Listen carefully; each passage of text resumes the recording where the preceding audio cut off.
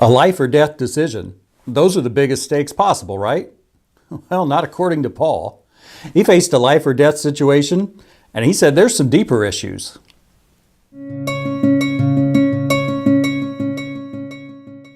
Starting in verse 21 of Philippians chapter 1, Paul writes, "For me to live is Christ, and to die is gain. If I am to live in the flesh, that means fruitful labor for me. Yet which shall I choose? I cannot tell. I am hard pressed between the two. My desire is to depart and be with Christ, for that is far better. But to remain in the flesh is more necessary on your account." Now, Paul's in prison for preaching the gospel. He's facing trial, and he knows as a result of that, he's either going to be set free or put to death. But did you see? He looks at things a different way. He says the two choices for me are to be present with Christ, if I'm put to death, or to be ministering for Christ to the people in Philippi and elsewhere if I'm allowed to live. As a matter of fact, he says, my personal preference, it's to die and be with Christ.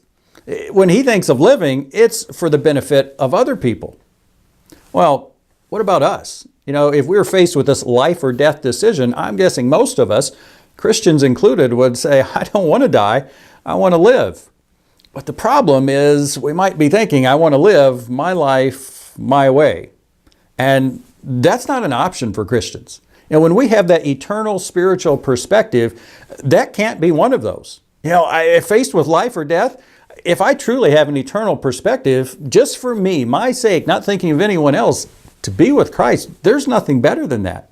If I don't realize that, something's missing in my understanding of Christ, who He is, what it means to be present with Him. And then if I'm thinking of living, if that's what happens, well then, again, to live for myself, that's not an option. It's to be thinking of others, what I can do to be a witness, to minister to them. Jesus said in Luke 9:23, "If anyone would come after me, let him deny himself and take up his cross daily and follow me."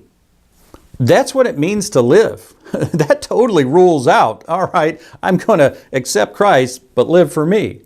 Become a Christian, but do life my way. That's not an option for us. Well, stop and think about it again with that question, do I want to live or do I want to die? If you say I want to live, why? What's on your mind? Now, maybe you're thinking of something, relatively good, like I want to live for my family. That's fine. Paul was saying, in the sense that I want to live, it's for others, but specifically to be an impact on them for Christ, be a witness, to minister. Is that what comes to my mind when I think I want to live?